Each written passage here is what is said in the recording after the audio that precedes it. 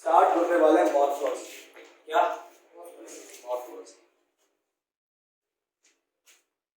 सबसे लोकप्रिय चैप्टर माना जाता है इसे हमारे लिए। ऐसे कह सकता हूँ देवी और सच। आज मैं आपको पढ़ाने जा रहा हूँ तुम्हारे सिलेबस का सबसे लोकप्रिय चैप्टर मॉर्फोलॉजी है। क्या मॉर्फोलॉजी मॉर्फोलॉजी ठीक।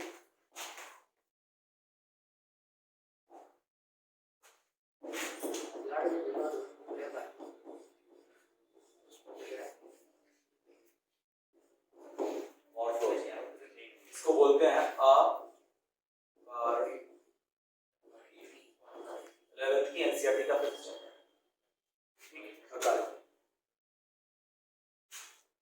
चैप्टर का नाम है मॉर्फोलॉजी या आकार। तो पहले हमारा एक रूल होता है कि चैप्टर का नाम क्लियर होना चाहिए। पढ़ने से पहले चैप्टर का नाम क्लियर होना चाहिए कि मतलब इस चैप्टर में पढ़ने क्या वाले हैं, उसका नाम का मतलब क्या। तो ये मॉर्फोलॉजी का मतलब होता है स्टडी ऑफ एक्सटर्नल स्ट्रक्चर, बाहरी संरचना का अध्ययन।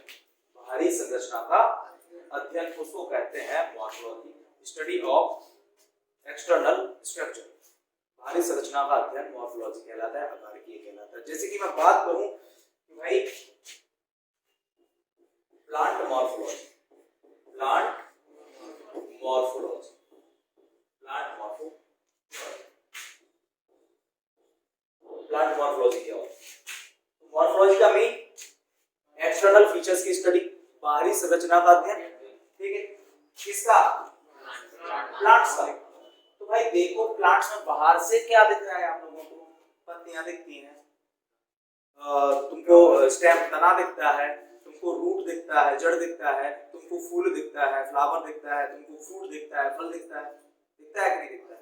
तो हम बाहर से बता सकते हैं कि भाई प्लांट में पत्तियां दिख रही हैं, तना है, जड़ है, फल है, फूल है, जो भी हम बाहर से देख सकते हैं उन सबके बारे में जानकारी क्या कहलाती है? मॉर्फोलॉजी। अगर मैं बात करूं ह्यूमन मॉर्फोलॉजी की,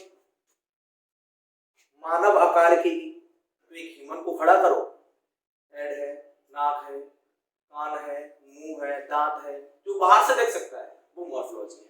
तो मॉर्फोलॉजी का मतलब बाहरी संरचना का अध्ययन मॉर्फोलॉजी कहलाता है। Study of external features, morphology. क्या मॉर्फोलॉजी। अब हमारे चैप्टर का नाम है प्लांट मॉर्फोलॉजी, पादप आकार की, पादप आकार की, प्लांट के बारे में पढ़ने वाले। तुम सबको पता है भाई प्लांट में हम प्लांट पढ़ने वाले हैं, तो प्लांट में बाहर से क्या दिखता है? प्लांट मॉर्फोलॉजी पढ़ने वाले हैं, प्लांट मॉर्फोलॉजी पढ़ने वाले, प्लांट मॉर्फोलॉजी। ये दिख रहा है प्लांट मॉर्फोलॉजी, पत्तियां दिख रही हैं, है ना, तना दिख रहा है, इसके अंदर जड़ होगी, इसमें कहीं फूल लगे होंगे और फल लगे होंगे, जो बाहर से दिखता है वो मॉर्फोलॉजी। तो प्लांट में एक्चुअली क्या क्या होता है भाई? जड़ होती है कि रूट होती है, जड़ होती है, या स्टेम होता है, तना होता है। ठीक है, इस चैप्टर की बात करें क्या क्या पढ़ने वाले हैं इसमें। फिर होता है लीफ, लीफ बोले तो पत्ती होती है।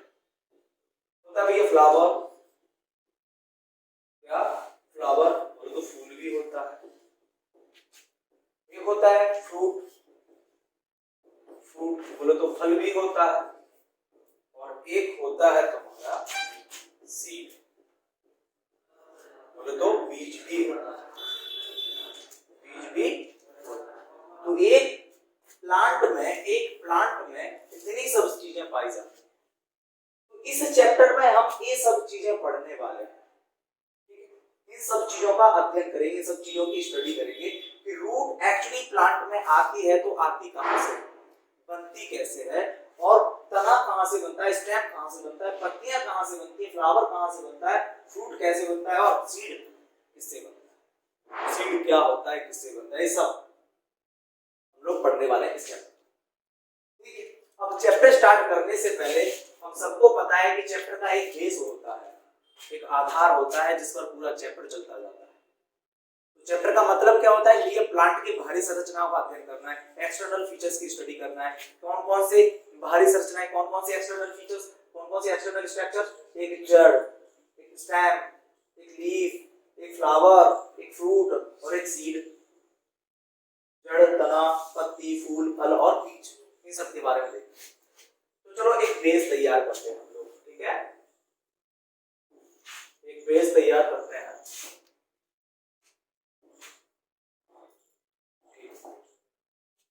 अब देखते हैं, पहले मैं उठा लेता हूं बीज। क्या? सीड। नॉर्मली बात कर रहा हूं।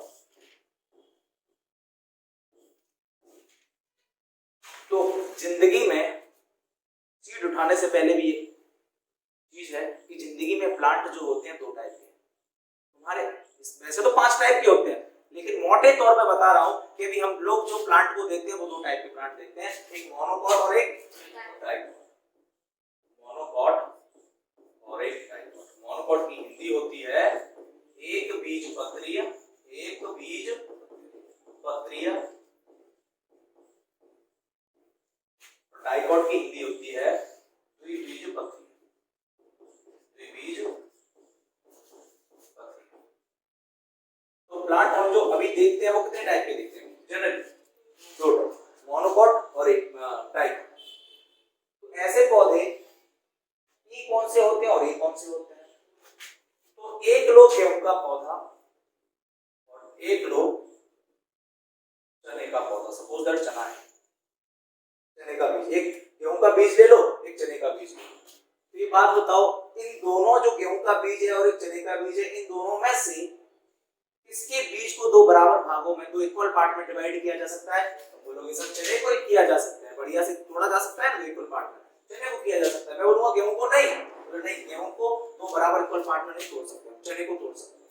तो भैया ऐसे प्लांट, ऐसे पौधे जिनके बीज को दो बराबर भागों में तोड़ा जा सकता है, कितने? दो इक्वल पार्ट में डिवाइड किया जा सकता है, दो बराबर भागों में तोड़ा जा सकता है, वो होते हैं डाइकॉट। तो जिनको दो इक्वल पार्ट में डिवाइड नहीं किया जा सकता वो होते हैं मोनोकॉट। मोनोकॉट होते गेहूं, चावल, गन्ना, ज्वार, बाजरा, मक्का, घास, ये सब क्या होते हैं? मोनोकॉट में आते हैं। और जबकि ये सब किसमें आते हैं? चना, मटर, सोयाबीन, मूंग, मूंगफली, उड़द, ये सब किसमें आते हैं? डाइकॉट में। किसमें आते हैं? डाइकॉट में। ठीक है, अब मैं सबसे पहले सीड उठाने वाला हूं डाइकॉट का। किसका? डाइकॉट प्लांट का सीड उठाने वाला हूं। तो डाइकॉट प्लांट का सीड जाना पहचाना अपना सीड कौन सा होता है? कौन सा होता है? जाना पहचाना चना। तो चना ले लिया मैं, क्या ले लेते हैं? ठीक है, अब एक बीज होता है। अच्छा एक बात बताओ मुझे, पूरा का पूरा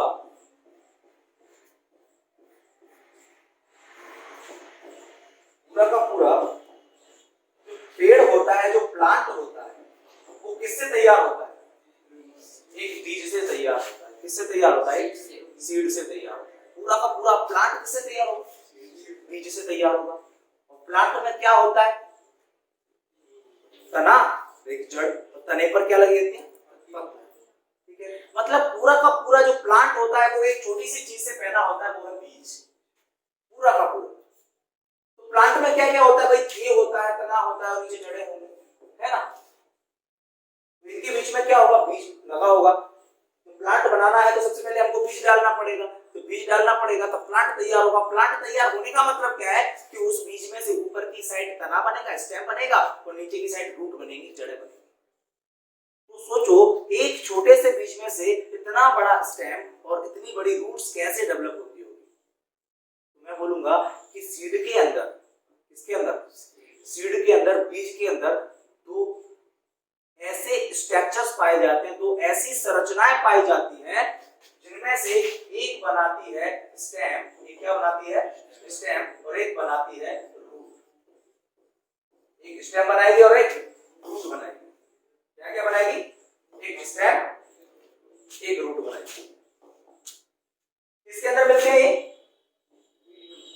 क्वेश्चन था कि भैया एक सीड में से, एक बीज में से पूरा प्लांट कैसे तैयार हो जाता है, प्लांट का स्टेम कैसे तैयार हो जाता है, प्लांट का रूट कैसे तैयार हो जाता है। तो रिप्लाई क्या था कि भैया एक सीड के अंदर, एक बीज के अंदर दो ऐसे स्ट्रक्चर मिलते हैं, दो ऐसी संरचनाएं मिलती हैं जिनमें से एक क्या बनाएगी, स्टेम, और एक रूट बनाएगी। अब बात आती है सर बीज के अंदर वो स्ट्रक्चर, वो संरचना जो स्टेम बनाती है उसको क्या कहते हैं, जो रूट बनाती है उसको क्या कहते हैं। तो रूट बनाने का जो जिम्मा होता है, जो जिम्मेदारी होती है, उस संरचना का नाम है रेडिकल। क्या नाम है, रेडिकल या मूलांकुर, या मूलांकुर, रेडिकल।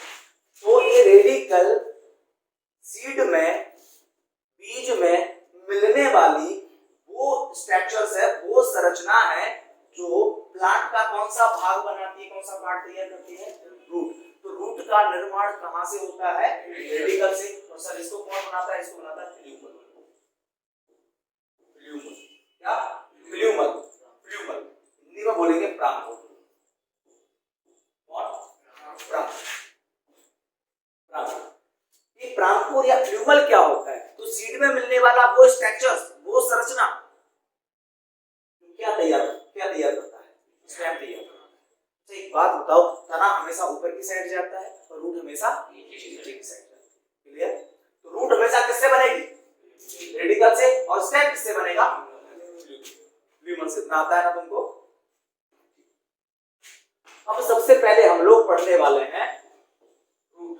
क्या पढ़ने वाले हैं, तो तुमको ये पता होना चाहिए रूट पढ़ने से पहले पता होना चाहिए कि रूट कहां से बनती है, बीज में से, बीज से बनती है। बीज में कहां से, रेडिकल से बनती है। कहां से बनती है, रेडिकल से। चलो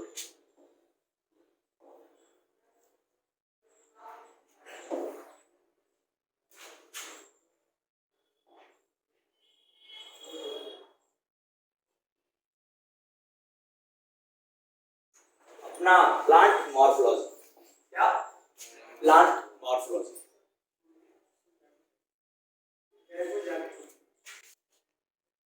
स्टार्ट करने वाला है रूट। क्या, रूट। तो सबसे पहले मॉर्फोलॉजी की डेफिनेशन क्या, आउटर एक्सटर्नल स्ट्रक्चर की स्टडी ऑफ एक्सटर्नल स्ट्रक्चर, बाहरी संरचनाओं का अध्ययन, उसको कहते हैं मॉर्फोलॉजी। प्लांट मॉर्फोलॉजी, प्लांट के एक्सटर्नल स्ट्रक्चर की स्टडी, प्लांट की बाहरी संरचनाओं का अध्ययन, मॉर्फोलॉजी। एक्सटर्नल स्ट्रक्चर लाइक बाहरी संरचनाएं जैसे लिखा हुआ है इसमें, root, stem, leaf, flower, fruit, seeds, ये सब। ठीक है। अब प्लांट के दो पार्ट होते हैं, एक रूट और एक शूट। एक रूट और एक शूट। रूट को हिंदी में, शुद्ध हिंदी में मूल बोलते हैं, जड़, और शूट को शुद्ध हिंदी में बोलते हैं प्रोहर। क्या, प्रोहर। अब शूट और रूट का मतलब क्या होता है, जमीन है, क्या है, जमीन है। अब जमीन के ऊपर होगा तना, स्टेम। स्टेम में क्या क्या लगा होगा, पत्तियां वगैरह लगी होंगी ना। तो प्लांट के दो पार्ट होते हैं, एक जमीन के अंदर वाला पार्ट और जमीन के ऊपर वाला पार्ट, मिट्टी के अंदर वाला पार्ट और एक मिट्टी के ऊपर वाला पार्ट। तो प्लांट का वो पार्ट जो मिट्टी के अंदर रहता है उसको कहते हैं रूट पार्ट या मूल तंत्र या मूल भाग या जड़। ठीक है। और प्लांट का वो पार्ट जो जमीन के या मिट्टी के ऊपर रहता है उसको बोलते हैं सूट। क्या बोलते हैं, सूट या प्रोहर। सूट या प्रोहर। क्लियर। सूट और रूट में अंतर जानते हो। अब सबसे पहले स्टार्ट करते हैं हम लोग रूट के बारे में। इसके बारे में, रूट के बारे में। रूट, मैंने जैसे ही रूट की बात बोली, तुमको पता होना चाहिए कि भाई रूट डेवलप कहां से होती है। सिंपल सी बात है, रेडिकल से।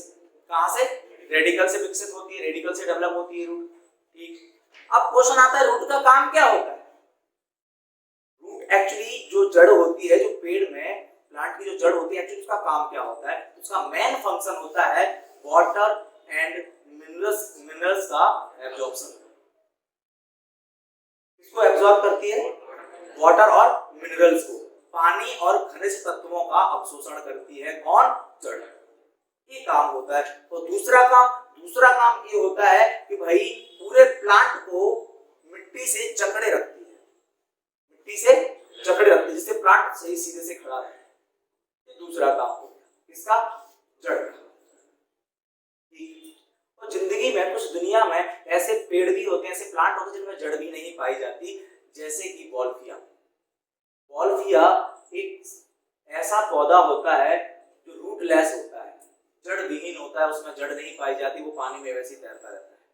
वॉल्फिया सबसे छोटा पौधा होता है दुनिया का, सबसे छोटा एंजियोस्पर्म बोलते हैं उसको, सबसे छोटा एंजियोस्पर्म वॉल्फिया होता है, जो रूटलेस प्लांट होता है, इसमें जड़ नहीं पाई जाती। ठीक, अब जो जड़ें जो होती है वो होती है दो टाइप। कितनी टाइप की, दो टाइप। रूट कितनी टाइप की, दो टाइप की रूट होती है। एक होती है टैप रूट, एक होती है कौन सी, टैप रूट, और एक होती है एडवेंटिशियस रूट। एक कौन सी, टैप रूट। टैप रूट की हिंदी मूसला जड़, कौन सी, मूसला, ठीक है। और एक होती है एडवेंटिशियस रूट, एक टैप रूट और एक एडवेंटिशियस रूट। रूट कितने टाइप की, दो, एक टैप रूट और एक एडवेंटिशियस रूट। चलो ठीक। अब ये टैप रूट क्या होती है, टैप रूट को हिंदी में कहते हैं मूसला जड़, मूसला। टैप रूट को हिंदी में क्या बोलते हैं, मूसला जड़। और एडवेंटिशियस को हिंदी में बोलते हैं अपस्थानिक जड़, अपस्थानिक जड़। तो जड़ें कितने टाइप की, एक टैप रूट और एक एडवेंटिशियस रूट। टैप रूट का हिंदी मूसला जड़ और एडवेंटिशियस रूट का हिंदी अपस्थानिक जड़। अब तुमको पता है रूट का डेवलपमेंट कहां से होता है, रेडिकल से। अब मैंने जड़ों को कितने पार्ट में डिवाइड कर दिया, दो भागों में, दो पार्ट्स में, दो कैटेगरी में डिवाइड कर दिया कि भैया जड़ें दो प्रकार की होती हैं। और तुमको पता है यार, सबको पता है कि अगर किसी का बंटवारा करते हैं तो बिना बेस के बंटवारा नहीं हो सकता, बंटवारे के पीछे कुछ ना कुछ तो रीजन होता है, कुछ ना कुछ कारण चाहिए। ऐसे ही मैंने जड़ों को दो टाइप में डिवाइड कर दिया, एक तो टैप रूट में और एक एडवेंटिशियस रूट में। अब क्वेश्चन आता है इनको क्यों डिवाइड किया, इनके बंटवारे का रीजन क्या है, इनके क्लासिफिकेशन का रीजन क्या है, इनके वर्गीकरण का कारण क्या है। इनके वर्गीकरण का कारण है इनका डेवलपमेंट, इनका विकास। कैसे, तो तुमको पता है रूट जो होती है कहां से, रेडिकल से बनती है जड़। रूट कहीं से बनती है, रेडिकल से क्या बनती है, जड़ बनती है। तो टैप रूट किसको कहते हैं, पहली बात तो ऐसी जड़ जिसका निर्माण किससे होता है, रेडिकल से होता है। तो ऐसी जड़ जिसका डेवलपमेंट किससे होता है, रेडिकल से, उसको क्या बोलेंगे, टैप रूट। तो क्या सर ये एडवेंटिशियस ये भी तो रूट है, तो तुमने अभी भी बोला कि रूट का डेवलपमेंट किससे होता है, रेडिकल से। बिल्कुल, ये भी रूट है और ये भी रूट है। तो अब मैंने बोला था कि इसका डेवलपमेंट इससे होता है, लेकिन अब वो रूट जिसका डेवलपमेंट इससे होता है, रेडिकल से होता है, उसको बोलते हैं टैप रूट।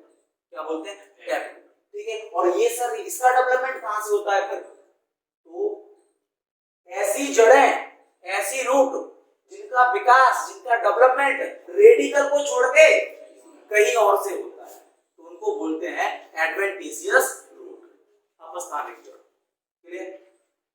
जैसे बरगद में जो जड़ लटकती रहती है, क्या ब्रांच से लटकी है, शाखाओं से लटकी है, जो जड़ें लटकती रहती है, तो क्या वो जड़ें जहां से बन रही थी, कि वहां पे बीज डाला था, बीज को छोड़ के कहीं और से पैदा हो रही ना, तो उनको बोलेंगे एडवेंटिशियस रूट या अपस्थानिक जड़। क्लियर। तो एडवेंटिशियस टैप रूट क्या होती है, बोलोगे सर कुछ नहीं, जिसका डेवलपमेंट किससे होता है, रेडिकल से, उनको टैप रूट कहते हैं। और एडवेंटिशियस रूट क्या होती है भैया, सर ऐसी रूट जिनका डेवलपमेंट रेडिकल को छोड़ के कहीं और से होता हो, उनको बोलते हैं क्या, एडवेंटिशियस रूट बोलते हैं। क्लियर। अब क्वेश्चन आता है कि टैप रूट किसमें मिलती है, तो ये टैप रूट जो होती है वो डाइकोट में पाई जाती है। डाइकोट पौधे में मैंने बताया था ना, द्विबीजपत्रीय पौधे में मिलती है। टैप रूट हमेशा डाइकोट में पाई जाती है, द्विबीजपत्रीय पौधों में पाई जाती है। और जबकि एडवेंटिशियस रूट किस किस में मिलती है, तो डाइकोट एंड मोनोकोट दोनों में, डाइकोट एंड मोनोकोट दोनों में पाई जाती है। तो टैप रूट का डेवलपमेंट रेडिकल से। टैप पूछ लिया कि भैया कहां से बनती है, तो बोलेगा सर रेडिकल से। मैं बोलूंगा कौन से प्लांट में मिलती है, तो बोलेगा सर डाइकोट में मिलती है। किसमें मिलती है? डाइकोट। ओके। अब सर एडवेंटिशियस रूट कहां से बनती है, तो बोलो सर रेडिकल को छोड़ के कहीं से भी बन जाएगी, पत्ती से भी बन जाएगी, तने से भी बन जाएगी, और भी कहीं से बन जाएगी। तो ऐसी रूट जिनका डेवलपमेंट, जिनका विकास रेडिकल को छोड़ के कहीं और से होता हो, उनको क्या कहते हैं? एडवेंटिशियस रूट या अपस्थानिक जड़ें कहते हैं। मैंने क्वेश्चन कर लिया कि ये किसमें मिलती है, तुम बोलोगे सर ये तो कंडीशन पर डिपेंड करेगा, ये मोनोकॉट में भी मिलती है और डाइकॉट में, दोनों में पाई जाती है। डाइकॉट में भी पाई जाती है, दोनों में पाई जाती है। ठीक है। अब इतना हुआ। अब सबसे पहले इसको लेते हैं टैप रूट। तो टैप रूट किससे बनती है? रेडिकल से। कहां मिलती है? डाइकॉट में। ठीक है।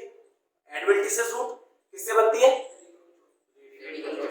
रेडिकल को छोड़ के कहीं और से।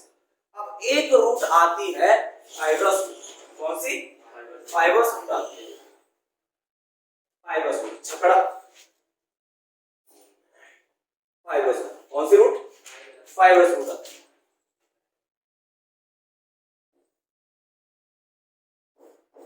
बहुत बार क्वेश्चन पूछेगा इसको हिंदी में कहते हैं झगड़ा जड़। झगड़ा जड़, फाइबर, झगड़ा जड़। तुमने कभी धान या गेहूं का प्लांट उखाड़ा है? जब उसको उखाड़ते हैं ना,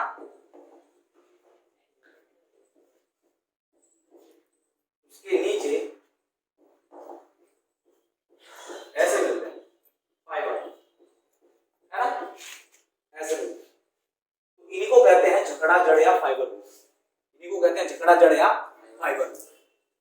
तो और ये धान और गेहूं जो है वो कैसे होते हैं? मोनोकॉट। कैसे होते हैं? मोनोकॉट होते हैं कि नहीं होते? एक बीज पत्रियां होते हैं। तो सीधा सीधा है कि भैया जो फाइब्रस रूट होता है वो किसमें मिलता है? मोनोकॉट प्लांट में मिलता है। और एग्जांपल है गेहूं का पौधा। एग्जांपल क्या है? गेहूं का पौधा, व्हीट प्लांट। क्या? Wheat plant. ठीक है, इतना हो। अब क्वेश्चन आता है कि फाइब्रस रूट का डेवलपमेंट कहां से होता है, विकास कहां से होता है? तो तुम सबको पता है ये है बीज। सपोज दैट क्या है? और बीज में ये है रेड कलर का ल्यूमन। क्या? ल्यूमन या हिंदी में अंकुर, जो कि क्या बनाएगा? बोले तो तना। ठीक है। और ये है ग्रीन कलर का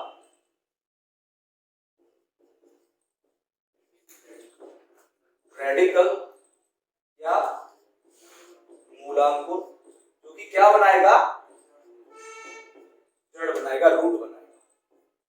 ठीक है, ये बनाएगा। ठीक है इतना। अब ये जो बीज लिया है वो किसका है भैया? मोनोकॉट का है। किसका है? मोनोकॉट प्लांट का है।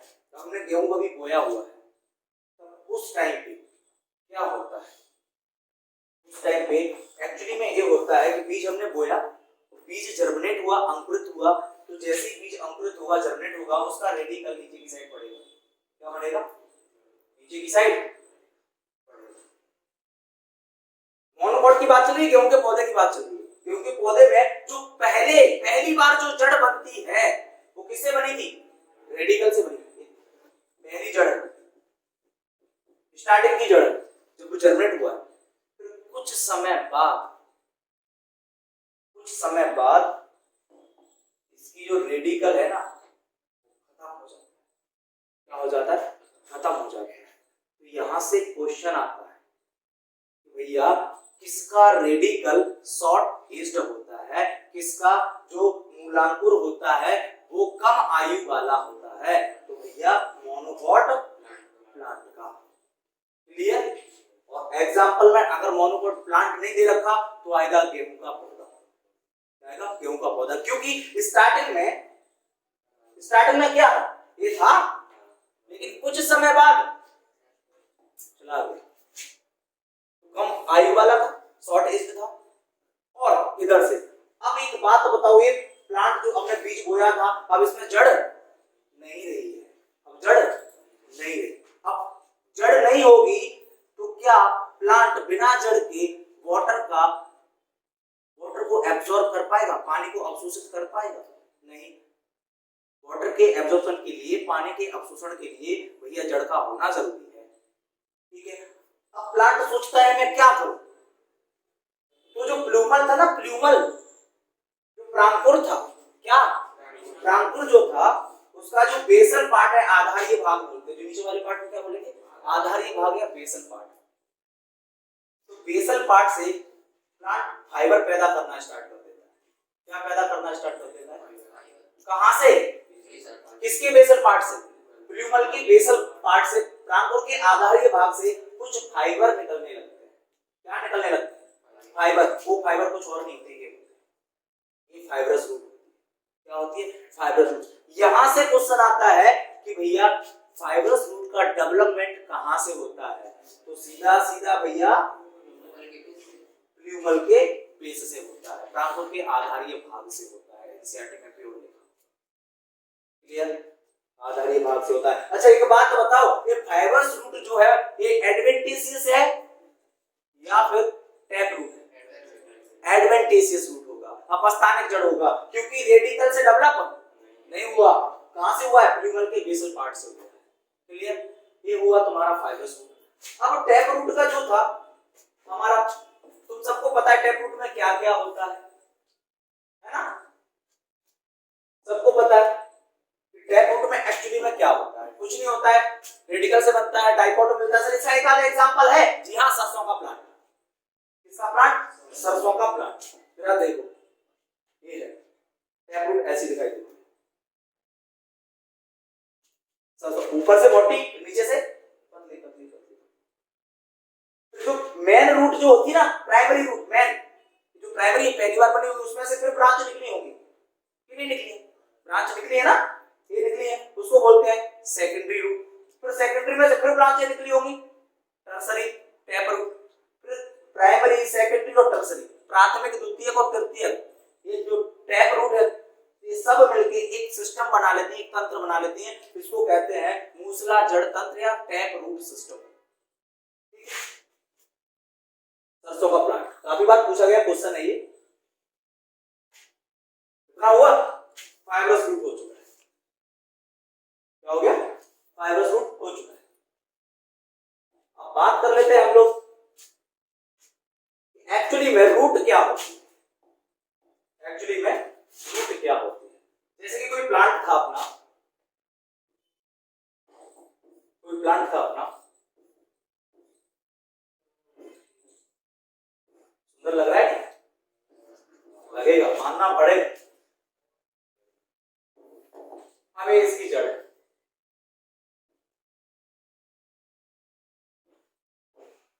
इसकी क्या है? जड़ है, ये रूट है। क्लियर? ये क्या है? रूट। अब मैंने क्या किया, हम जड़ तो पढ़ रहे हैं, अब देखते हैं कि पूछा कि भाई जड़ जरा क्लियर करके दिखाओ। तो मैंने जड़ का यहां से इतना पार्ट काट लिया। क्या कर लिया? काट लिया। इसको उठाया, पार्ट को उठाया और यहां रख दिया तुम्हारे सामने, ये रखा, इधर रख दिया, काट के छाप दिया। ठीक, अब देखते हैं कि जड़ का एक मैंने सेक्शन लिया, काट लिया, बढ़िया, उसको इसका एक छोटा सा पार्ट लिया, याद रख लिया, तो ऐसा दिखता है भैया उंगली के जैसा, उंगली के जैसा। कैसा? उंगली के जैसा। इसका कुछ अलग मतलब होता है, उंगली के जैसा। कैसा? उंगली के जैसा दिखता है। कैसा दिखता है? उंगली नुमा, फिंगर लाइक स्ट्रक्चर। अब जो रूट का जो मैंने सेक्शन लिया था, उस उतने में 4 भाग पाए जाते हैं। उतने में कितने? 4। अच्छा एक बात बताओ, मिट्टी के नीचे वाले पार्ट को, प्लांट का वो वाला पार्ट जो मिट्टी का नीचे रहता है, तो उसको क्या कहते हैं? रूट कहते हैं, जड़ कहते हैं, ऊपर वाला सूट कहते हैं। ठीक है। एक चीज होता है शीर्ष या एपेक्स, शीर्ष या एपेक्स। मार्कर है, इसके कितने एपेक्स हैं? दो, एक इधर एक इधर, दो शीर्ष हैं इसके, एक इधर एक इधर। तो टिप को, चाहे किसी की भी टिप हो, उसको शीर्ष या एपेक्स बोलते हैं, एपेक्स या शीर्ष। अगर मैंने बोल दिया रूट एपेक्स, रूट एपेक्स का मतलब जो भी देखा था आप लोगों ने, इधर ये जड़ थी, यहां से यहां तक जड़ की चोटी है, ये है एपेक्स। ये क्या है? अगर मैं बोलूं शूट एपेक्स, तने की चोटी, एपेक्स समझ में आया? तो रूट एपेक्स और शूट एपेक्स जब मैं बात करूं तो समझ लेना कि मैं किसकी बात कर रहा हूं। क्लियर? समझ लोगे ना? ठीक है। अब मैंने जड़ को काटा, तो ये है भैया जड़ का अंतिम पार्ट, लास्ट पार्ट है जड़ का, इसको बोलेंगे रूट एपेक्स बोलते हैं, रूट एपेक्स, मूल शीर्ष बोलेंगे इसको, मूल शीर्ष मतलब जड़ का लास्ट वाला पार्ट। ठीक है, कितना हो? अब जरा देखा, बाहर से देखा हम लोगों ने, तो हमने रूट एपेक्स को देखा, हमने जड़ के अंतिम पार्ट को देखा, तो पता चला हम लोगों को, पता ये चला ये जो जड़ थी, इसका जो लास्ट वाला पार्ट था, उसके ऊपर एक कैप चढ़ा हुआ था। क्या चढ़ा हुआ था? जैसे कि ये है जड़ का लास्ट वाला पार्ट, मैं नीचे से कुछ लगा, कैप चढ़ा हुआ था जड़ पे, जड़ के एपेक्स पे, जड़ के एपेक्स पे क्या चढ़ा हुआ था? कैप चढ़ा हुआ था। तो कैप किस पे चढ़ा हुआ? रूट पे। तो उस कैप को बोलेंगे रूट कैप। क्या बोलेंगे? Root cap. तो रूट कैप कहां पाया जाता है? रूट के एपेक्स पार्ट पे पाया जाता है। अब क्वेश्चन आता है कि रूट के एपेक्स पार्ट पर रूट कैप क्यों पाया जाता है? क्यों पाया जाता है? तो भैया जड़ अपना प्लांट होता है, मिट्टी में रहता है, जड़ अपना आगे रास्ता बना रही होती है, रास्ता बना रही होती है। अब ऐसे तो नहीं है कि भाई जड़ बोले सामने से कंकड़ पत्थर आए कि भाई सामने चढ़ जाओ मुझे निकलना है, ऐसा तो होगा नहीं। जहां जगह देगी वहां से फंस जाएगी, चली जाएगी, है ना?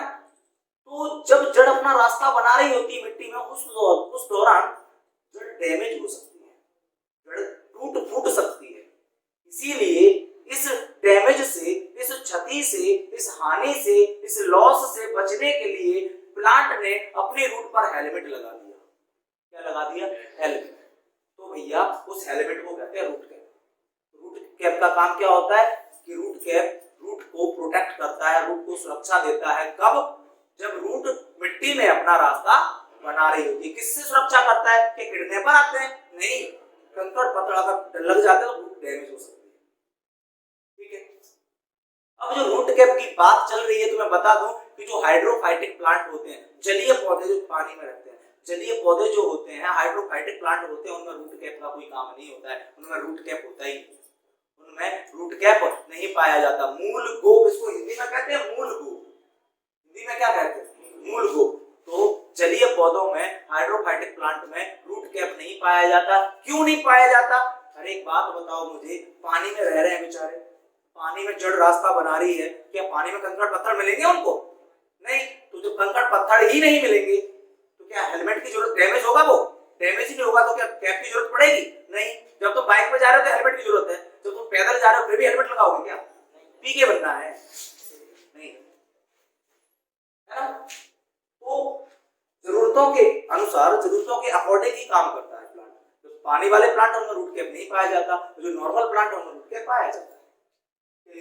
अब रूट कैप के जस्ट ऊपर, कुछ मिलीमीटर ऊपर एक और एरिया पाया जाता है जिसका नाम है मेरिस्टेमेटिक रीजन या मेरिस्टेमेटिक क्षेत्र, या मेरिस्टेमेटिक क्षेत्र। रूट कैप के कहां? जस्ट ऊपर, रूट कैप के जस्ट ऊपर एक एरिया पाया जाता है, एक छोटा सा क्षेत्र पाया जाता है जिसको कहते हैं मेरिस्टेमेटिक क्षेत्र। क्या बोलते हैं? मेरिस्टेमेटिक क्षेत्र, meristematic area, meristematic zone, meristematic reason. ये क्षेत्र क्या काम करता है? तो भैया ये जो मेरिस्टेमेटिक रीजन है, एक शब्द होता है मेरिस्टेमेटिक। कौन सा वर्ड? मेरिस्टेमेटिक। मेरिस्टेमेटिक वर्ड का मतलब होता है लगातार सेल डिवीजन, लगातार कोश का विभाजन। एक में से दो, दो में से चार, चार में से आठ, आठ में से 16, 16 में से 32, 32 में से 64, लगातार विभाजित होती रहती है सेल, लगातार डिवाइड करती रहती है। इधर हो गया। तो अगर कहीं पे भी मेरिस्टेमेटिक शब्द आ जाए, कहीं पे भी मेरिस्टेमेटिक रीजन आ जाए, कहीं पे भी मेरिस्टेमेटिक वर्ड आ जाए, तो समझ लेना है कि भैया यहाँ विभाजन होगा, यहाँ डिवीजन होगा, यहाँ विभाजन होगा। क्या होगा?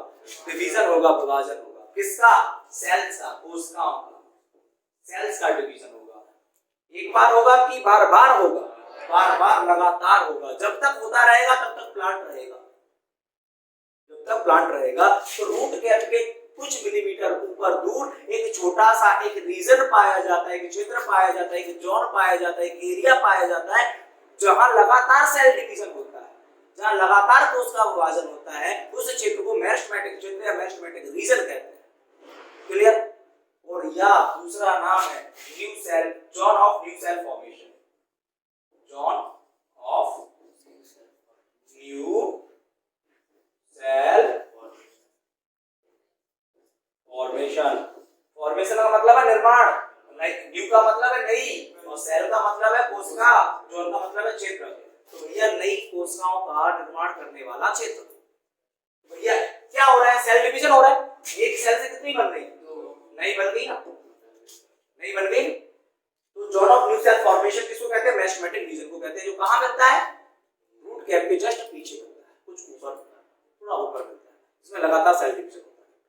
अब यहाँ मेरिस्टेमेटिक एरिया के थोड़े ऊपर दूर एक और एरिया मिलता है जिसका नाम है इलॉन्गेशन रीजन। क्या नाम है?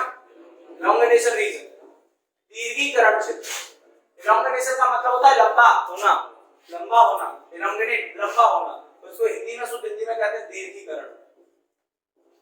दीर्घीकरण क्षेत्र, दीर्घीकरण क्षेत्र। तो इसमें क्या होता है? इसमें कुछ नहीं होता। जो कोशिकाएं होती है, जो सेल होती है, वो लंबी होती जाती है। क्या होती जाती है? लंबी होती जाती है। बात आती है इलॉन्गेशन से। इलॉन्गेशन एरिया में, इलॉन्गेशन रीजन में, दीर्घीकरण क्षेत्र में सेल्स लंबी होती है, कोशिकाएं लंबी होती है। मैं बोलूंगा जी हाँ, बिल्कुल लंबी होती है। तो क्वेश्चन ये है कि वहां सेल आती कहां से है?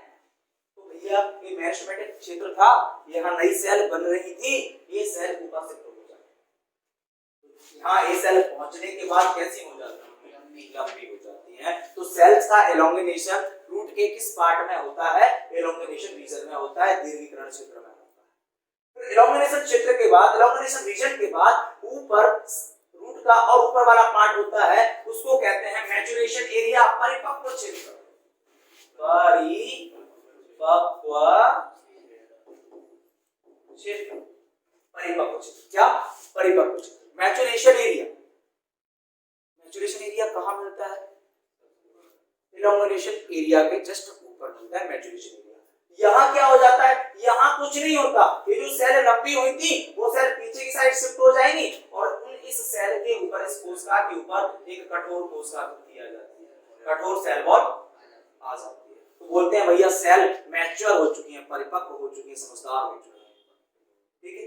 मैच्योरेशन एरिया, मैच्योरेशन एरिया में सेल का मैच्योरेशन होता है। परिपक्व क्षेत्र में कोशिकाएं परिपक्व हो जाती हैं। और कोशिकाओं के परिपक्व होने का मतलब क्या है? कि भैया जो कोशिकाएं बनी थी, जो लंबी हुई थी, उन पे क्या हो गया? कोशिका भित्ति या सेल वॉल आ चुकी है।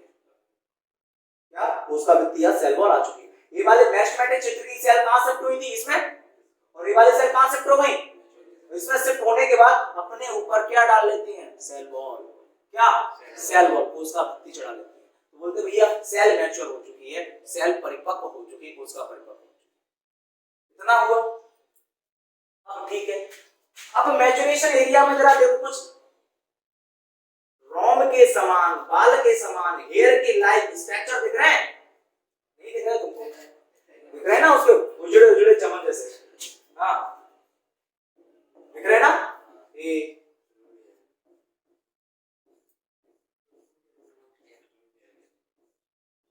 दिख रहे ना? ये सब दिख रहे हैं। इनको कहते हैं रूट हेयर। क्या बोलते हैं? रूट हेयर, या हिंदी में बोलते रूट यानी जड़ या मूल, मूल रोम, मूल रोम।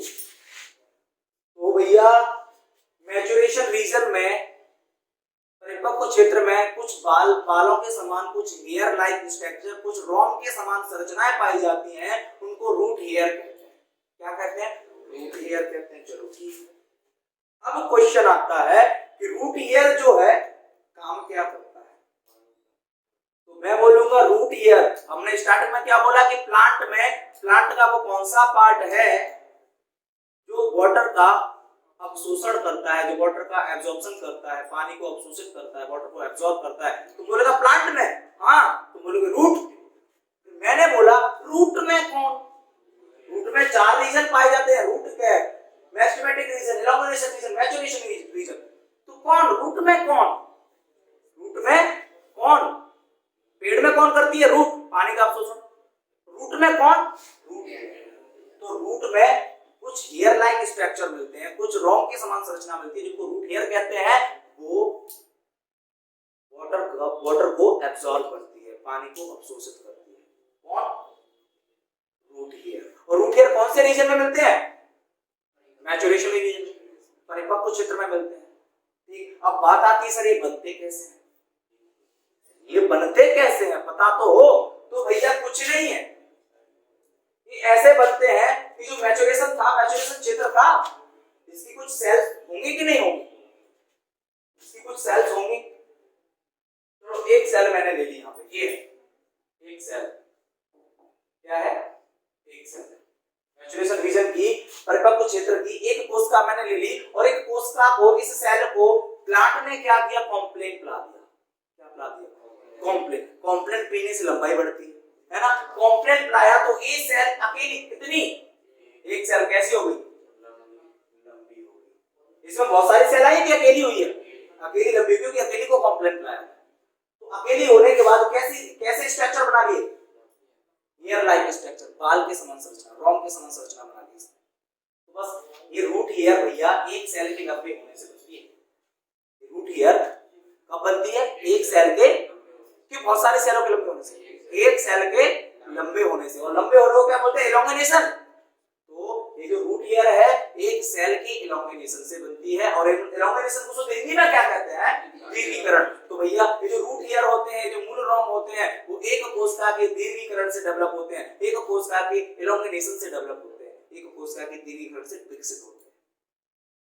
चलो ठीक है, एक सेल लंबी होकर रूट हेयर बना लेती है। अब क्वेश्चन आता है कि क्या सर ये रूट हेयर में एक कोशिका मिलेगी, एक सेल ही मिलेगी बस? मैं बोलूंगा हाँ। तुम बोलोगे और नहीं मिलेगी? नहीं, एक ही मिलेगी। तो सीधा सीधा बोलोगे भैया जो रूट हेयर होता है वो एक कोशिकीय होता है, यूनिसेलुलर स्ट्रक्चर है, एक कोशिकीय संरचना है। क्लियर? रूट हेयर का काम, रूट हेयर का छोटा सा काम खत्म हुआ। अब रूट हेयर हो गया। अब एक चीज और आती है जिसका नाम है ट्राइको। इसका नाम क्या है? Tricho.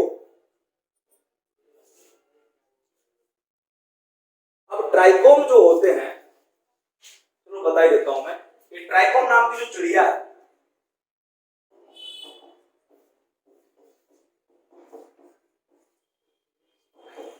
Trichomes, what is trichomes?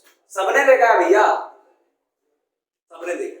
तुम्हारी प्लांट देखे छोटे छोटे, है ना? देखे उनपे हल्के हल्के, जरा देखो प्लांट का जो तना होता है, जो पत्तियां होती हैं, उनपे हल्की हल्की रोम मिल जाती हैं, छोटे छोटे बारीक बारीक कांटे, छोटे छोटे हल्के हल्की रोम, बाल के समान। तो तने पर पाई जाने वाली रोम को तना रोम कहते हैं। तना रोम, और तने रोम को ही कहते हैं ट्राइकोम्स। क्या? ट्राइकोम्स। तो ट्राइकोम्स कहां पाए जाते हैं? तने पर पाए जाते हैं, स्टेम पर पाए जाते हैं। कहां? तने पर या स्टेम पर पाए जाते हैं। रूट हेयर कहां पाए जाते हैं?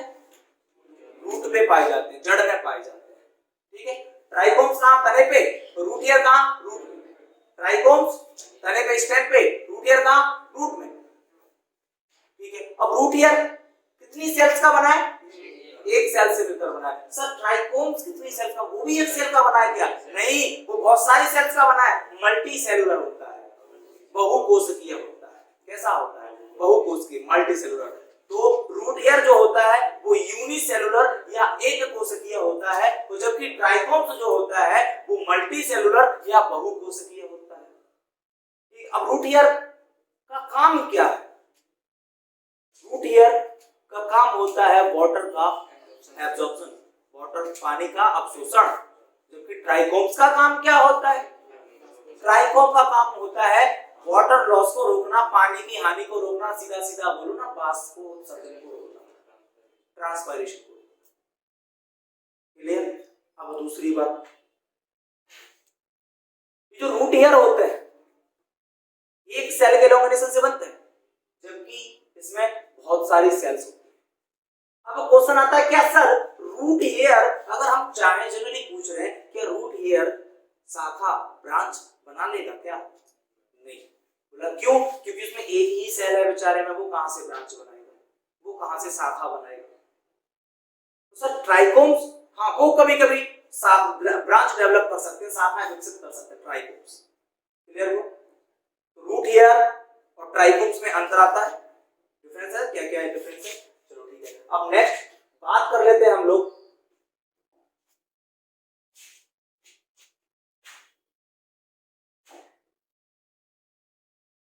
मॉडिफिकेशन ऑफ रूट, मॉडिफिकेशन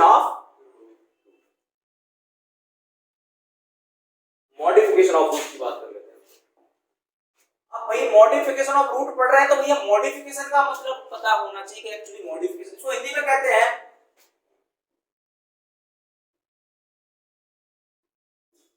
जड़ों का रूपांतरण, जड़ों का रूपांतरण, इसको शुद्ध हिंदी में क्या कहते हैं? जड़ों का रूपांतरण, मॉडिफिकेशन ऑफ रूट। अब मॉडिफिकेशन या रूपांतरण का मतलब क्या होता है? तो एक चीज है, पहला तो शुद्ध हिंदी में लगा रूप में अंतर हो जाए, रूपांतरण हो चुका है, मॉडिफाइड बदल देना, चेंज हो जाना। इसका मॉडिफिकेशन या रूपांतरण का सीधा मतलब है बदल जाना या चेंज हो जाना।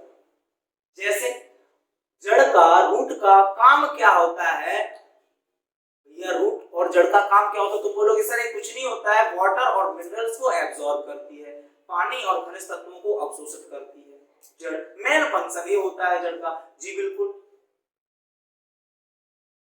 अब मैं बोलूं कि ये जड़ अपना मेन काम छोड़ के, अपना मेन काम छोड़ के कुछ और करने लगी है, वाटर और मिनरल्स को एब्जॉर्ब ना करके कुछ और करने लगी, सपोज दैट डांस करने लगी।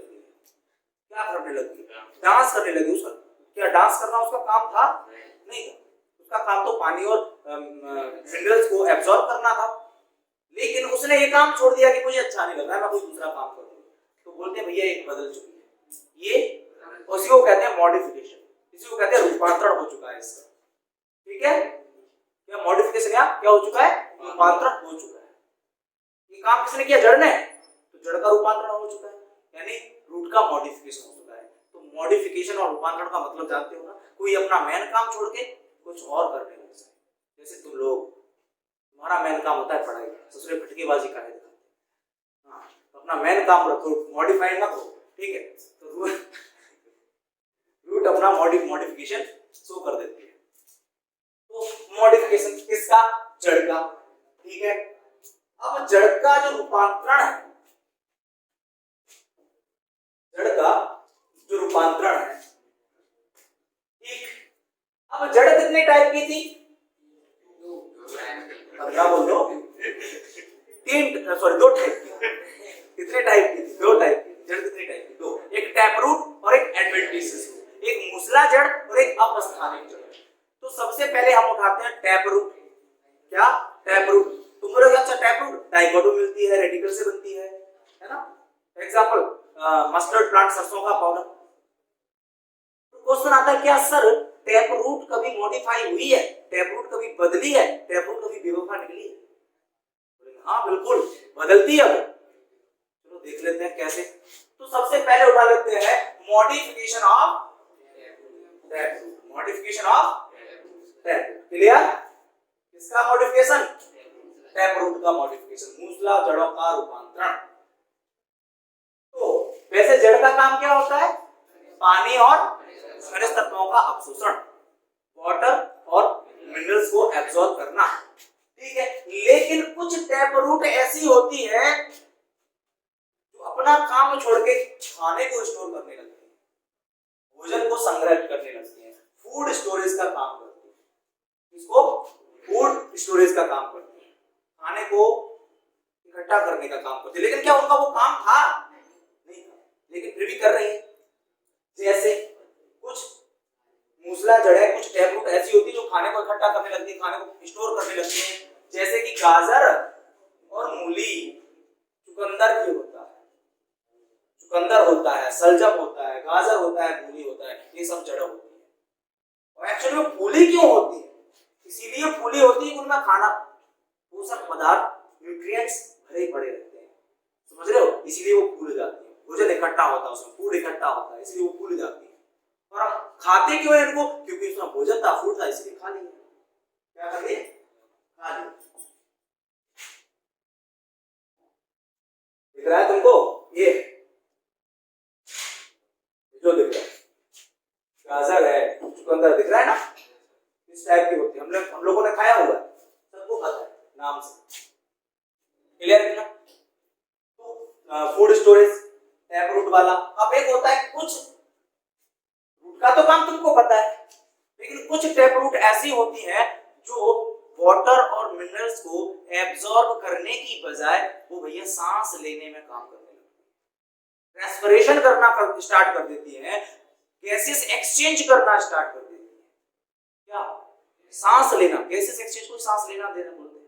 तो गैसेस एक्सचेंज करना स्टार्ट कर देती है, सांस लेना स्टार्ट कर देती है, बोले तो रेस्पिरेशन करना, श्वसन करना स्टार्ट कर देती है, रेस्पिरेशन करना या श्वसन करना स्टार्ट कर देती है। तो ऐसी जड़ें, ऐसी रूट्स जो श्वसन करती है, जो रेस्पिरेशन करती है, जो श्वसन करने में हेल्प करती है, रेस्पिरेशन करने में हेल्प करती है, उन जड़ों को श्वसन जड़ें या श्वसन करने वाली जड़ें या रेस्पिरेटरी रूट कहते हैं। श्वसन करने वाली जड़ें या रेस्पिरेटरी रूट कहते हैं। जैसे कि ये रेस्पिरेटरी, या हिंदी में क्या बोले इनको? श्वसन करने वाली, श्वसन करने वाली जड़, श्वसन करने वाली। क्लियर? ये बोलेंगे श्वसन करने वाली जड़। तो ठीक है, ये जड़ किसमें पाई जाती है? ये पाई जाती है राइजोफोरा में। किसमें? तो राइजोफोरा की जो जड़ होती है वो भैया अपना मेन काम छोड़ के श्वसन करना स्टार्ट कर देती है, रेस्पिरेशन करना स्टार्ट कर देती है। और ऐसी रूट्स जिनमें रेस्पिरेशन होता है, जो रेस्पिरेशन में हेल्प करती है, जो श्वसन में हेल्प करती है, उनको रेस्पिरेटरी रूट कहते हैं। उनको क्या कहते हैं? रेस्पिरेटरी रूट या श्वसन जड़ें कहते हैं। क्लियर? जो कि राइजोफोरा नाम के प्लांट में पाई जाती है। ये दिख रहा है राइजोफोरा नाम का प्लांट, ये उसकी जड़ है। इधर क्वेश्चन आता है कि गैसेस एक्सचेंज करने के लिए CO2 लेना, ऑक्सीजन देना, या ऑक्सीजन लेना, CO2 देना, ये गैसेस एक्सचेंज तो हो रहा है, गैसों का आदान प्रदान तो हो ही रहा है, लेन देन तो हो ही रहा है। तो हमारे पास गैसों के एक्सचेंज के लिए, CO2 ऑक्सीजन के एक्सचेंज के लिए क्या है? नाक है। तो नाक में दो छिद्र, नेजल पोर जिनको बोलते हैं, नासा छिद्र जिनको बोलते हैं, इनसे हम सांस ले सकते हैं और दे सकते हैं। सर जो राइजोफोरा की जो जड़ें हैं, क्या उनमें भी नाक मिलती है? बोलूंगा नहीं। तो सर उनमें छोटे छोटे पोर्स मिलते होंगे ना? बोलूंगा जी। क्यों? क्योंकि बिना छिद्रों के, बिना पोर के ना गैस बाहर जा सकती ना अंदर। तो रेस्पिरेशन के लिए राइजोफोरा की रूट में, राइजोफोरा की रूट का मैंने एक छोटा सा पार्ट ले लिया। रेस्पिरेशन के लिए राइजोफोरा की रूट में छोटे छोटे पोर्स पाए जाते हैं। क्या पाए जाते हैं? छोटे छोटे पोर्स पाए जाते हैं, इनको न्यूमेटोफोर्स कहते हैं। इनको क्या कहते हैं? न्यूमेटोफोर्स कहते हैं। राइजोफोरा की जो रूट होती है उनमें छोटे छोटे पोर पाए जाते हैं, छोटे छोटे छिद्र पाए जाते हैं, उनको क्या कहते हैं? न्यूमेटोफोर्स। इनके द्वारा गैसेस ले लेते हैं और दे देते हैं। Clear? Pneumatophores are present in root of rhizophora या respiratory roots। ठीक है, ये मिलते हैं। ये हुआ है। अब एक जड़ और होती है। वैसे जड़ का काम क्या होता है? पानी को लेती है, मिनरल्स को लेती है, लेकिन कुछ जड़ें ऐसी होती हैं वो फूल फाल के कुछ गांठें बना लेती है, गांठ बना लेती है, नोड्यूल बना लेती है। क्या बना लेती है? नोड बना लेती है, गांठ बना लेती है।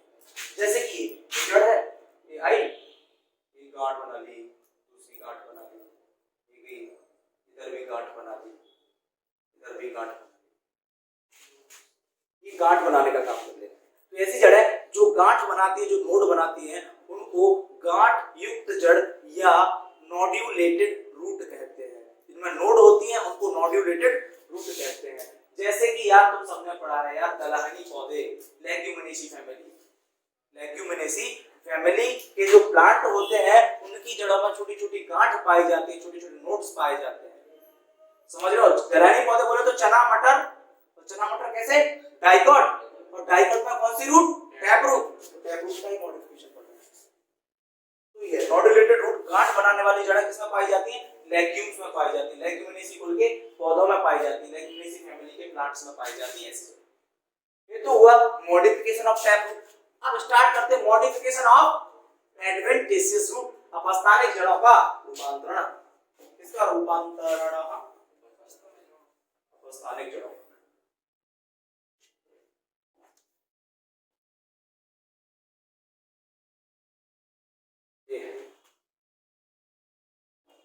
तो कहते हैं अपस्थानिक जड़ों का रूपांतरण। अपस्थानिक जड़ों का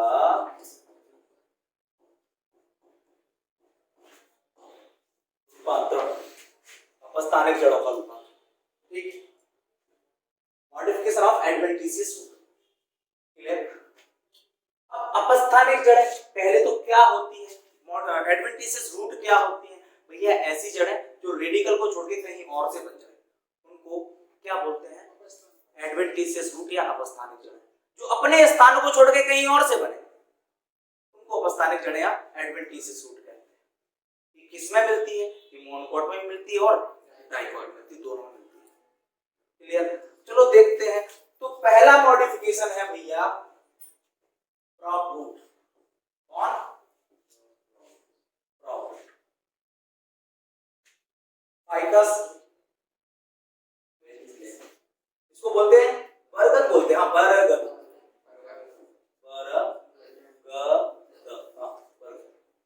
देखा है सबने?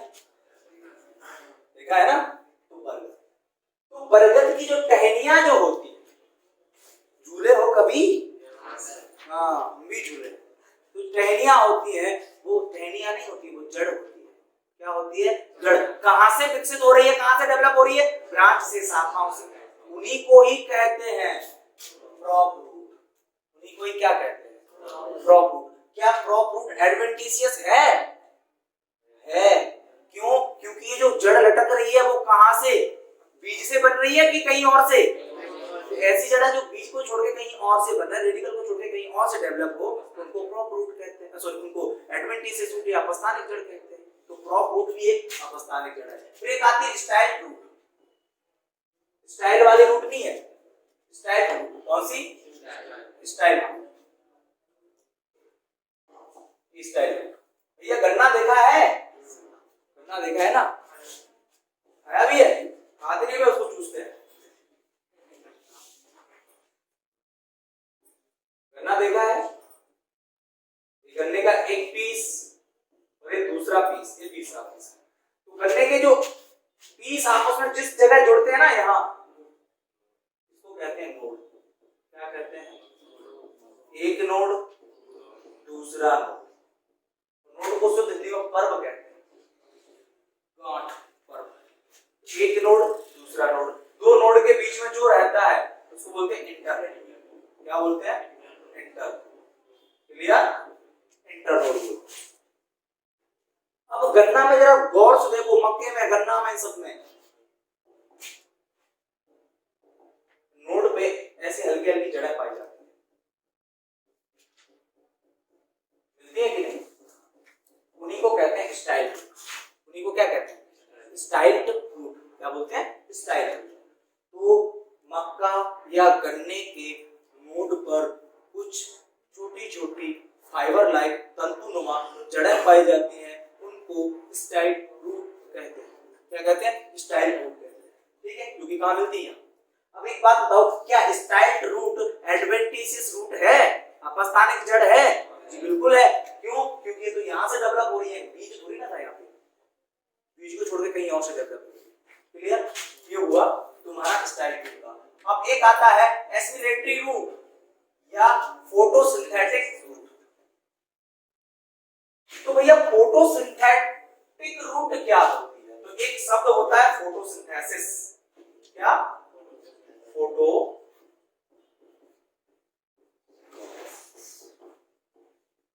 फोटोसिंथेसिस। इसकी हिंदी होती है प्रकाश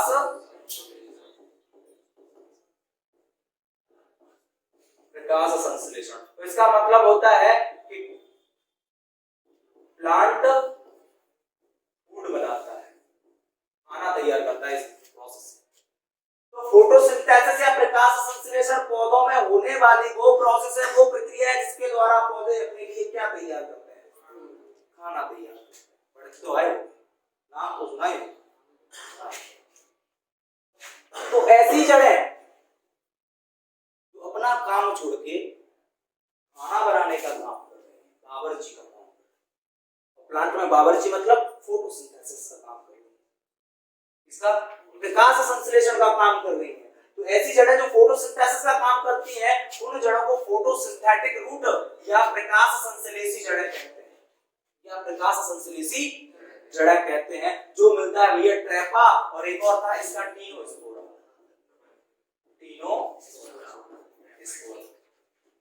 ट्रेपा एंड ऑब्लिक नहीं आता यहाँ पे, ट्रेपा एंड टीनोस्पोरा। तो ट्रेपा और जो टीनोस्पोरा नाम के प्लांट हैं, उनकी जो जड़ें पाई जाती हैं, वो जड़ें फोटोसिंथेसिस करने का काम करती हैं, प्रकाश संश्लेषण करने का काम करती हैं। तो ऐसी जड़ें जिनमें प्रकाश संश्लेषण होता है, फोटोसिंथेसिस होता है, उन जड़ों को फोटोसिंथेटिक रूट या प्रकाश संश्लेषी जड़ें कहते हैं। और कौन कौन से प्लांट में मिलती है? ट्रेपा और टीनोस्पोरा में पाई जाती है। क्लियर? और तुमको पता है, मैंने बताया था कि भाई फोटोसिंथेसिस कहाँ होता है? प्लांट में होता है। प्लांट में कहाँ होता है? प्लांट का वो भाग जो हरा होता है वहां होता है, कुछ भी हो हरा, वहां फोटोसिंथेसिस होगा। तो इसका मतलब जड़ें प्रकाश संश्लेषण कर रही हैं, फोटोसिंथेसिस कर रही हैं, तो इसका मतलब जड़ें हरी होंगी। क्या होगी? और तुम फिर क्वेश्चन किया था कि भैया प्लांट का हरा भाग, हरे भाग में प्रकाश संश्लेषण फोटोसिंथेसिस होता है। तुमने बोला जी हाँ, एटीट्यूड में। मैंने बोला प्लांट का हरा भाग हरा क्यों रहता है? तुमने बोला क्लोरोफिल के कारण। किसके कारण?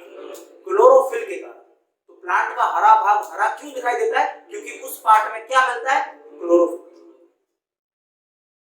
अगर प्लांट का हरा भाग नहीं होगा तो वहां फोटोसिंथेसिस नहीं होगा। प्लांट का हरा भाग होगा तो वहां क्लोरोफिल होगा और फोटोसिंथेसिस होगा। इसका मतलब ये है कि क्लोरोफिल वो है जो फोटोसिंथेसिस या प्रकाश संश्लेषण करवाता है। तो इसका मतलब क्या हुआ कि भैया ये फोटोसिंथेसिस किसमें हो रहा है? जड़ में। इसका मतलब जड़ हरी होंगी, और हरी क्यों होंगी? क्योंकि इस जड़ में क्लोरोफिल होगा। क्लियर? तो ट्रेपा और टीनोस्पोरा की जड़ों में क्या मिलता है? क्लोरोफिल भी मिलता है, इसीलिए वो जड़ें हरी दिखाई देती हैं और फोटोसिंथेसिस करने का काम करती हैं। इधर फिर आता है हाउसटेरियल रूट या सकिंग रूट, इनको हिंदी में कहते हैं चूसक जड़ें।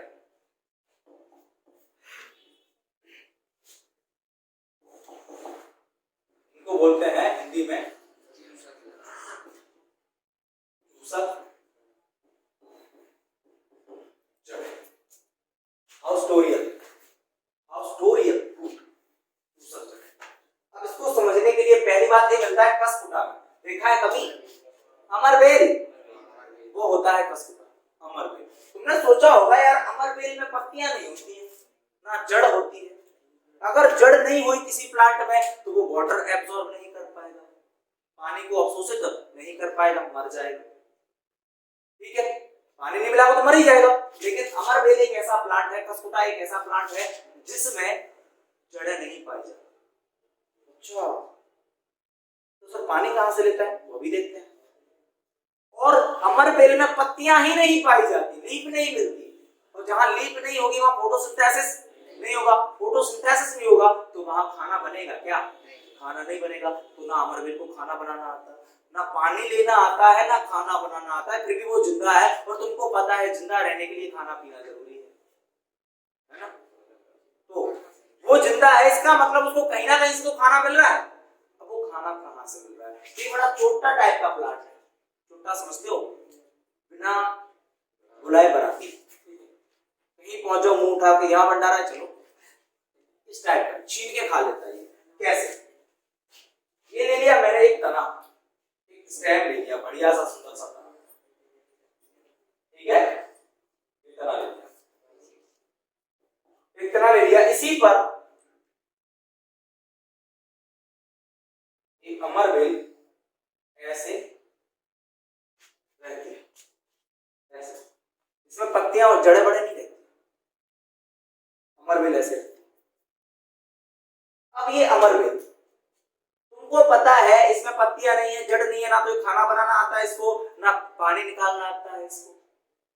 तो अब ये चोरी करना स्टार्ट करेगा, काम चोर है, चोरी करना स्टार्ट करेगा। कैसे करेगा? तो ये जो अमरबेल है कहीं एक एक जड़, छोटी छोटी जड़ें बनाएगा, छोटे छोटे फाइबर बनाएगा, और ये फाइबर प्लांट बॉडी में, पादप के शरीर में अंदर जाइलम और फ्लोएम तक पहुंच जाएगा। जाइलम और फ्लोएम तक पहुंच जाएंगे फाइबर, कहां? जाइलम और फ्लोएम तक अंदर पहुंचेगा, वहीं से खाना पीना चूसते रहेंगे, खाना पीना चूसते रहेंगे। ये जो अमरबेल है किसके द्वारा खाना पीना ले रही है? इन जड़ों के द्वारा। तो ये जड़ खाना पीना खींच के ला रही है कि चूस के ला रही है? तो ऐसी जड़ है जो खाना पीना चूसने का काम करते हैं, को चूसक जड़ें या सकिंग रूट या हाउस्टेरियल रूट कहते हैं। चूसक जड़ें या सकिंग रूट कहते हैं। अब इनको हाउस्टेरियल रूट क्यों कहते हैं? तो चूसक जड़ समझ में आया, सकिंग रूट क्यों कहते हैं? अब एक जड़ है बहुत सारी जड़ों से मिलकर बना है, इनमें से अगर मैंने एक निकाला तो ये अगर ऐसे, इसमें कितने हैं? इस सकिंग रूट में, चूसक जड़ में ऐसे कितने हैं? बहुत हैं। मेरी हेयर स्टाइल है, हेयर स्टाइल किसकी बनी है? बाल के। क्या मैं एक बाल निकाल के इसको हेयर स्टाइल बोल सकता हूँ? नहीं बोल सकता, बाल होना चाहिए हेयर स्टाइल के लिए। तो ऐसे ही ये हेयर स्टाइल है, ये हेयर है, तो ऐसे ही ये बहुत ज्यादा मिलके दूसरे जड़ों का निर्माण करते हैं, सकिंग रूट का निर्माण करते हैं। तो सर इनको क्या बोलेंगे? इसको बोलेंगे हाउस्टोरिया। क्या बोलेंगे? हाउस्टोरिया। स्पेलिंग क्या होती है भाई? हाउस्टोरिया। क्या बोलेंगे? तो बहुत सारे हाउस्टोरिया मिलके इन रूट का निर्माण करते हैं, चूसक जड़ या सकिंग रूट का निर्माण करते हैं। तो ये चूसक जड़ या सकिंग रूट किससे बनी है? हाउस्टोरिया से। तो ऐसी रूट जो हाउस्टोरिया से बनती है उस रूट को हाउस्टोरियल रूट कहते हैं। क्लियर? जो किसमें मिलती है? अमरबेलिया कस्कुटा में मिलती है। अब आता है mycorrhizal root, very very I am बहुत ही ज्यादा इंपॉर्टेंट है। माइकोराइजल रूट क्या आता है? माइकोराइजल रूट, माइकोराइजल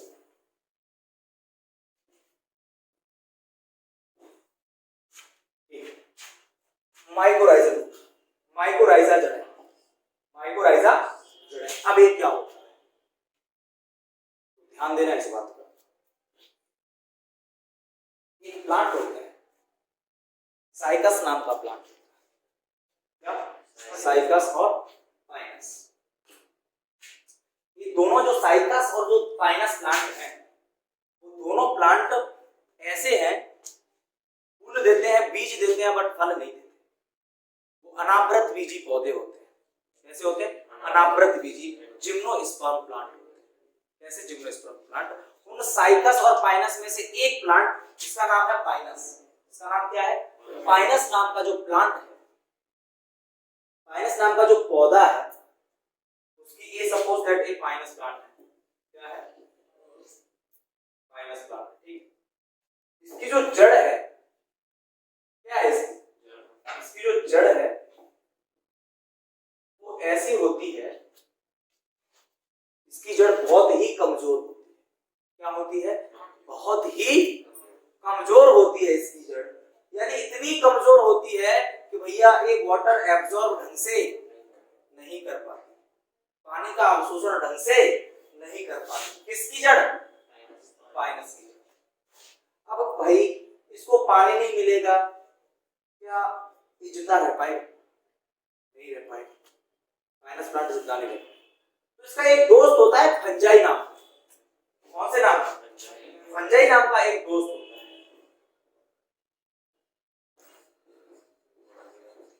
फंजाई, जिसको हिंदी में कहते हैं कावाका,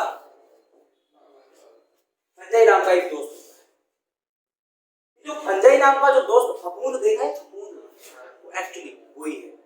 फंजाई नाम का एक दोस्त होता है। इस फंजाई के नेटवर्क बहुत दूर दूर तक फैले होते हैं। फटकेबाज दोस्त कैसा था? फटकेबाज समझते हो? फटकेबाज दोस्त था। तो इसको पता चलता है कि मेरा दोस्त पाइनस दुखी है। फंजाई को, फंजाई जाके बोलता है क्या प्रॉब्लम है? पाइनस ने बोला कि मेरी जड़ें कमजोर पड़ गई, मैं पानी को एब्जॉर्ब नहीं कर पा रहा हूं, तो मुझे पानी की बहुत जरूरत है। तो फंजाई बोलता है तेरा भाई अभी जिंदा है, अभी हम जिंदा है, टेंशन काहे लेते हो बे? तो आके फंजाई इससे जुड़ जाता है। फंजाई आके इससे जुड़ जाता है। फंजाई आगे इससे जुड़ जाता है। तो भैया फंजाई और इस जड़ के जो संगठन बना है, जो एसोसिएशन बना है, उसी को कहते हैं माइकोराइजा। उसी को क्या कहते हैं? माइकोराइजा।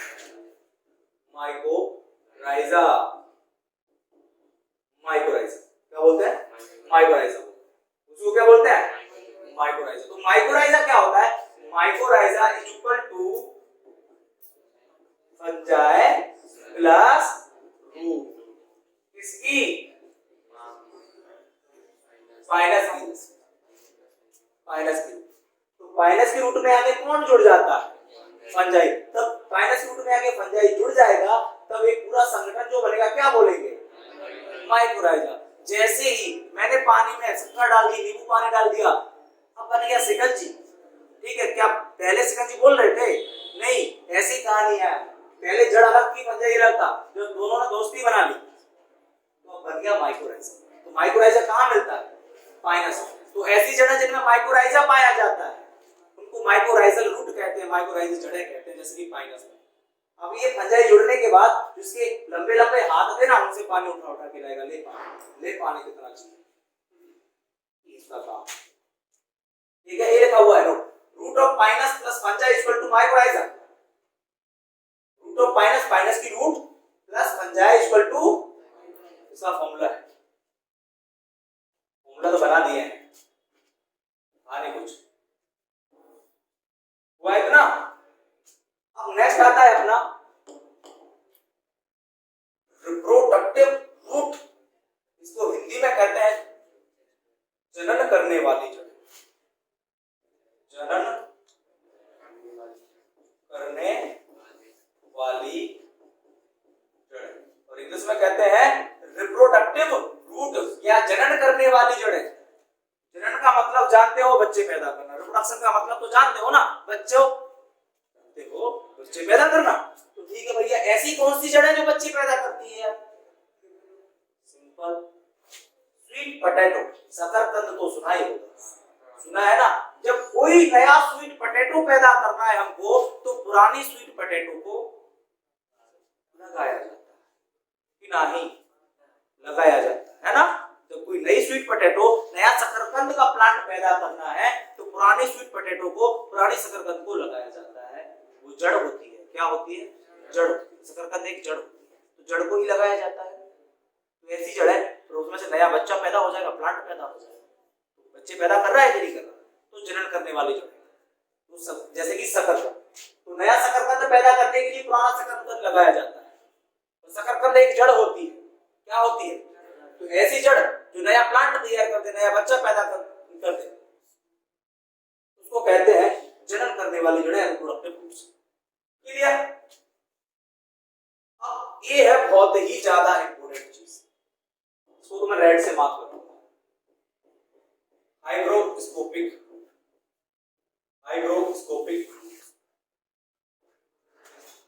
ये नाम इंपॉर्टेंट नहीं है, ये इंपॉर्टेंट है। Orchids hygroscopic. ऑर्किड नाम की जो चीज है वो जनरली प्लांट्स पर मिल जाती है, ज्यादातर आम पर मिलती है। ऑर्किड कहाँ मिलता है? कौन? ऑर्किड ज्यादातर आम पर मिलता है। और आम पर भैया इसमें रूट नहीं होता है, इसमें कुछ स्पेशल रूट पाया जाता है। ऐसे नॉर्मल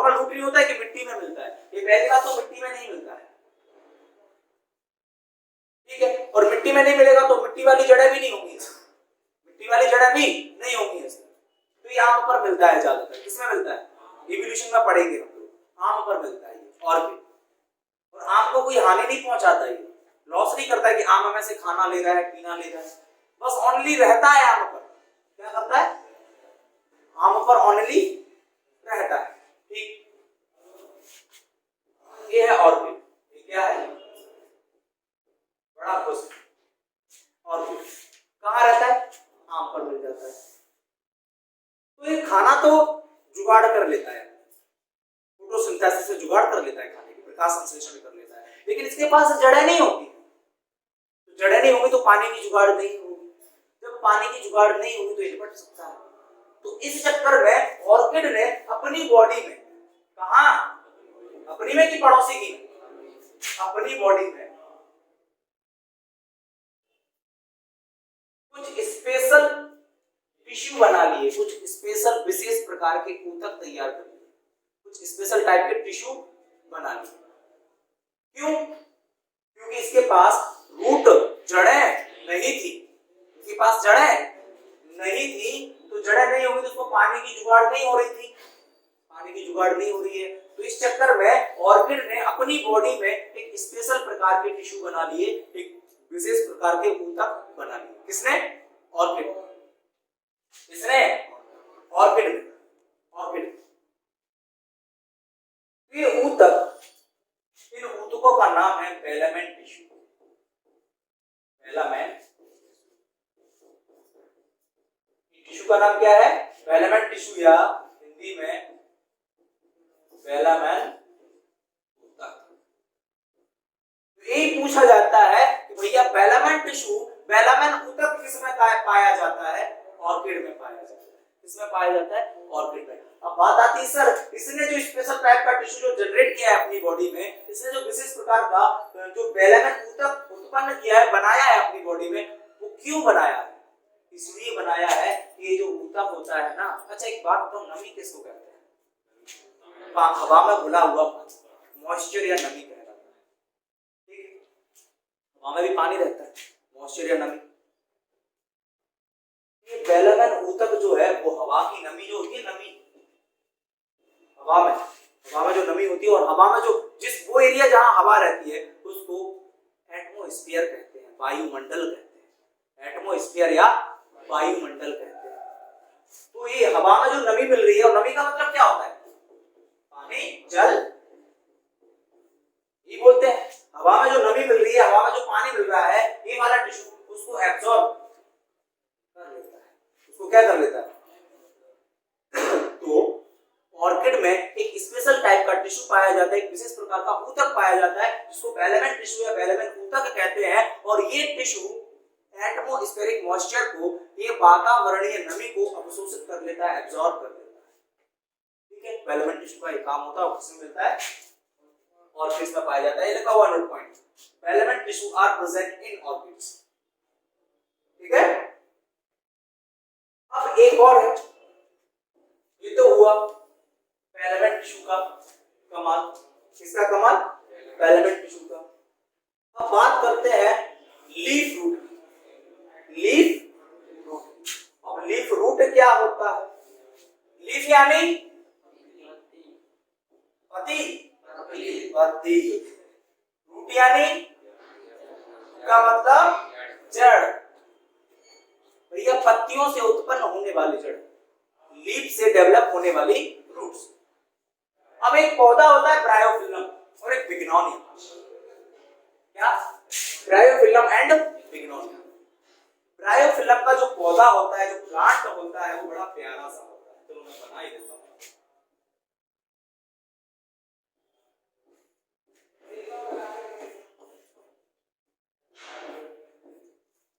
ये ब्रायोफिल्म की लीफ है।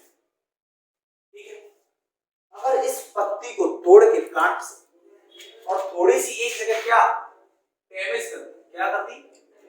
डैमेज कर दी। एक जगह क्या कर दी? हल्की हल्की डैमेज कर दी। और इस पत्ती को ऐसी जगह डाल दिया, इस लीफ को उठा के मैंने ऐसी जगह डाल दिया जहां हल्की फुल्की नमी थी, गीली गीली मिट्टी थी, जहां हल्की फुल्की मॉइस्चर थी, गीली गीली नमी थी, वहां पे छांव में डाल दिया किसी प्लांट के। तो कुछ टाइम बाद नहीं, कुछ दिन बाद उसके बाद तुम देखोगे इस पत्ती का वो एरिया जो डैमेज था, जो क्षतिग्रस्त, जो टूटा फूटा था, वहां से जड़ें बनना स्टार्ट हो जाएगी। वहां से क्या बनना स्टार्ट हो जाएगी? जड़ें बनना स्टार्ट हो जाएगी। ये जो रूट कहां से डेवलप हो रही है? लीफ से। तो ऐसी रूट को लीफ रूट कहते हैं, यानी पत्ती से बनने वाली जड़ें कहते हैं। तो जो किसमें मिलती है? ब्रायोफिलम और बिगनोनिया में पाई जाती है। आज का क्वेश्चन सेम जो मैंने डेफिनेशन बोली है इसी को उठा है, सेम टू सेम। कौन से प्लांट की पत्ती का डैमेज पार्ट नई रूट डेवलप कर सकता है? ब्रायोफिलम और बिगनोनिया। क्लियर? ये हुआ तुम्हारा एडवेंटिशियस रूट का मॉडिफिकेशन। बात करते हैं नेक्स्ट। और एक और है,